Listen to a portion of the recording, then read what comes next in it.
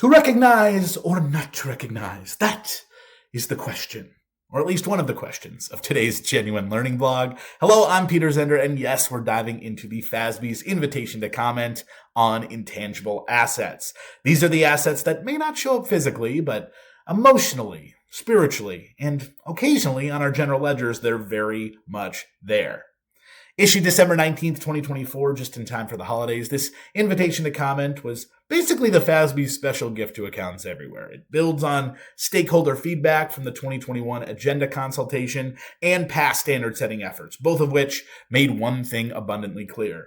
When it comes to recognizing, measuring, and disclosing intangible assets, opinions are all over the place. Now, the big question is, should the FASB take action? Now, if action were taken, just as a refresher, the scope under the strict definition of intangible assets would include any assets lacking physical substance, excluding financial assets, tangible assets, I think that one goes without saying, and goodwill. Basically, it's that black hole for assets that don't fit anywhere else. And the real complexity a lot of times with these assets, it's in how the intangibles came to be. Some are internally developed, others are acquired through an asset acquisition, or there are those that are bundled into business combinations. But each path comes with its own accounting treatment, and that raises the question, does it really make sense for recognition to depend on how an asset was acquired? Does it make sense for that to be the driver of whether or not an asset is recognized? Those are the things that we're turning over, and we're assessing if the FASB should get involved and provide clarity on or changes. Now, what is happening under current GAAP? Well, the treatment of intangible assets, like I just mentioned, varies based on how those assets were acquired. And here's the breakdown. So for internally developed intangibles, these are generally expensed. This includes most R&D and brand building efforts. There's some exceptions, but you'd have to look to specific guidance like internal use software, which does allow for some capitalization. Now, under business combination, intangibles are recognized at fair value if they meet either the separability criterion, where it can be sold separately. Think of things like trademarks or customer lists, or the contractual legal criterion, where the asset arises from an enforceable right, things like customer contracts or licensing agreements. And then lastly, direct asset acquisitions. These have the lowest threshold for recognition. These intangibles are recognized if they're specifically identifiable, have a determinable useful life, and are not inherent to the entity, meaning they're distinct from the overall identity of the business. So basically not goodwill. So what could change here? What updates could be made to this guidance? Well, we could give internally developed intangibles a fair shot at recognition by lowering the threshold or allowing earlier capitalization. This would bring US GAAP a little bit closer to international standards. For business combinations, it's kind of floating out in the middle of the range. So we could either, provide stricter recognition criteria, or we could loosen things up and get it closer to asset acquisitions. And then for asset acquisitions, the question is, did we go too far? Should recognition be scaled back? What should we do with each of these? Or is it time for a unified recognition model that applies consistently across all of these scenarios? Would that be a better option than making little tweaks to the different aspects here?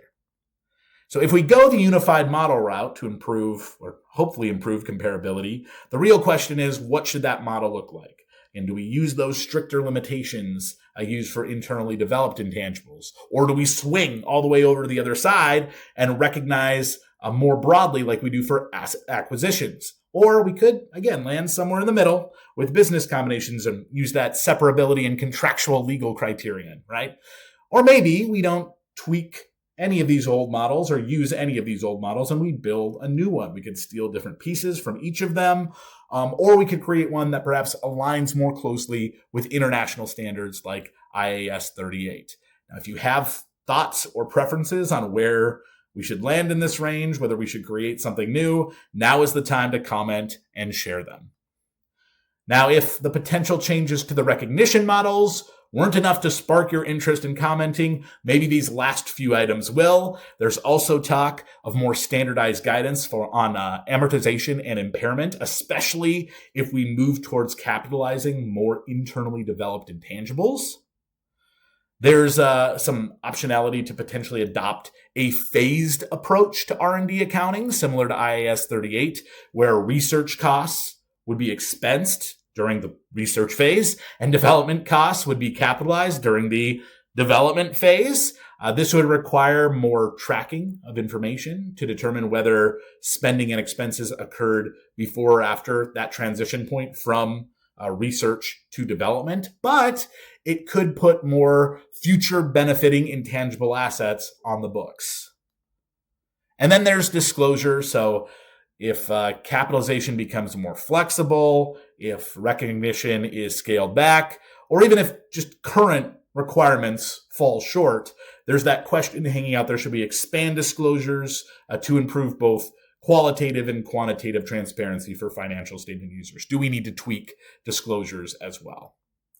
But if any of this raised concerns, ideas, or potential changes just did not sit right with you, now is your chance to weigh in. The comment period is open until May 30th, 2025. You can click the link in the blog to submit your feedback directly to the FASB. But thank you so much for tuning in to this edition of the blog. Hopefully you took away some tangible learning points and the info didn't just vanish into the intangible void of nothingness. But get those comments in, be active in the profession, and as always, happy debiting and crediting, everybody. Take care.